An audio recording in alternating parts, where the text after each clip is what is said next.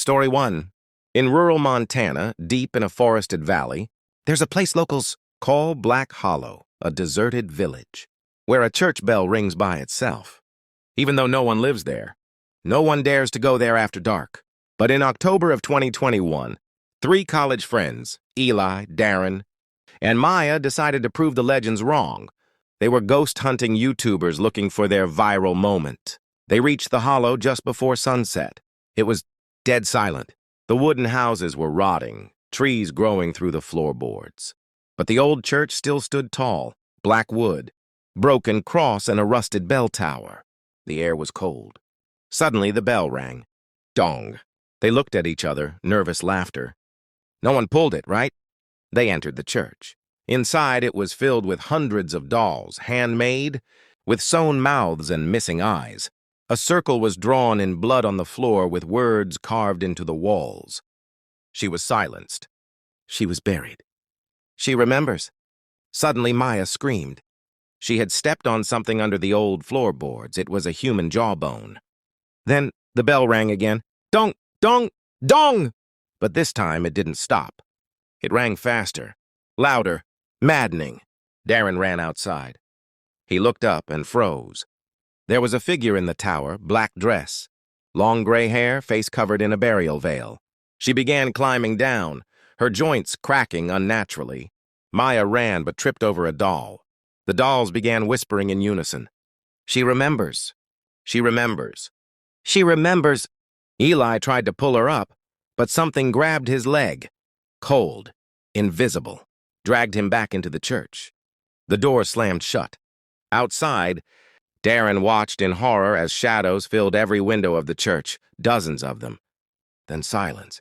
Only the bell kept ringing by itself. The next day, the sheriff found Darren alone, sitting in front of the church whispering, "We rang the bell. We called her." She never forgets. No sign of Eli, no sign of Maya. Just dolls. Two new ones, with eyes that looked real. Sroy 2, Night 1. The first knock. It was 11:42 p.m. Lisa was reading a book in her living room when she heard it. Knock, knock. Two slow, heavy knocks at the front door. She peeked through the peephole. No one. She turned on the porch light. Nothing but snowfall. Maybe kids playing a prank? She went back to her book. Night 2, the warning. Same time, same sound. Knock, knock. She opened the door quickly this time. Still no one. But this time, there were footprints in the snow. Coming from the woods straight to her door. But no footprints leaving. She called the police. They checked. Said it might be a lost animal or a neighbor's prank. Told her to stay inside and lock her doors. As the officer left, he muttered something strange. If it happens again, don't answer the second knock. She was about to ask what that meant, but he was already walking away. Night 3, the second knock. Lisa was tense all evening. She stared at the door. Then at 11:42, knock, knock. She held her breath. Waited. Silence. Then, after exactly 30 seconds, knock, knock. This one was harder, angrier. She didn't open the door. Instead, she whispered, "Who's there?" No reply. Suddenly, the porch light flickered. The heater turned off. Total silence. Then, her phone buzzed. An unknown number. One text message? "You did well. Not tonight." She didn't sleep. Day 4. The truth. Lisa searched online. Keywords: second knock, don't answer, night visitor. She found a small Reddit thread from 2009. A man in Michigan reported the same thing. 2 knocks. Exactly 30 seconds apart. He answered the second knock. Neighbors said he was never seen again. Only the sound of his front door opening, then silence. And when police entered his house, it was empty, as if he never lived there. Night 5. She slipped. Lisa tried to stay awake, tried to ignore it. But sleep came anyway. 11:42 p.m. Knock, knock. She jolted awake. Looked at the door. Waited. Exactly 30 seconds later, knock, knock. This time. It sounded like it came from inside the house. From the hallway. She grabbed her phone. No signal, no light. Then breathing. Behind her. She turned, nothing. Then her bedroom door slammed shut. On the mirror, written in fog. "You opened it. In your dream." Final night. The replacement. Lisa never left the house again. Neighbors say they still hear the knocks every winter. But now, the new resident, who looks like Lisa, opens the door before the first knock even finishes, and smiles. Because once you answer the second knock, you're no longer you. Story 3. Daniel checked into the Silver Pines late at night. The elderly front desk clerk gave him his key and said, "Don't open the curtains.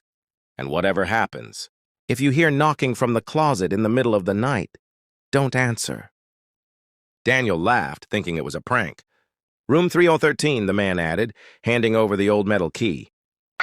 11:44 p.m., first sound. Daniel settled in.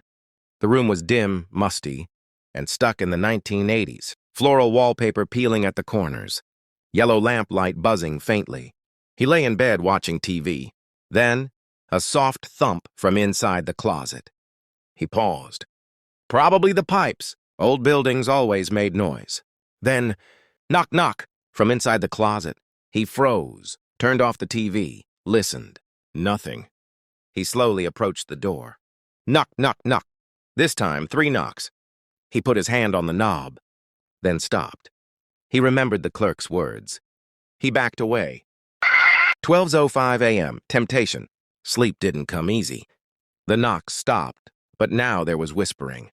Faint, almost childlike. "Let me out. It's so dark." Daniel grabbed his phone. No service. He opened the curtains out of reflex, looking for the front office across the lot. But outside his window wasn't the parking lot anymore. It was black, infinite, empty, like the world outside the room had vanished. He shut the curtain in panic. 12:30 a.m., the choice. The closet door creaked open slightly on its own. Inside, total darkness. Pitch black. Then, a hand slowly reached out. Long fingers, pale gray skin, no nails. It tapped the floor softly, then pointed at Daniel. He backed up, heart racing. The voice returned. "You opened the curtain. That means you chose." The hand vanished. The closet slammed shut. 6 a.m. Silence. Morning came. The sun peeked through the curtain. Outside, everything was normal again. The parking lot, the office, the road. Daniel opened the closet. Empty. Just his suitcase. Relieved, he grabbed his things and checked out. Final twist. As he handed the key back, the clerk gave him a strange look. "You made it through the night?" "Yeah," Daniel said. "It was weird." The clerk stared. "No one's ever made it out after opening the curtain." Daniel hesitated. "I'm fine." He got in his car and drove away. But as he looked in the rearview mirror, for a split second, he saw a gray hand gripping the back of his seat.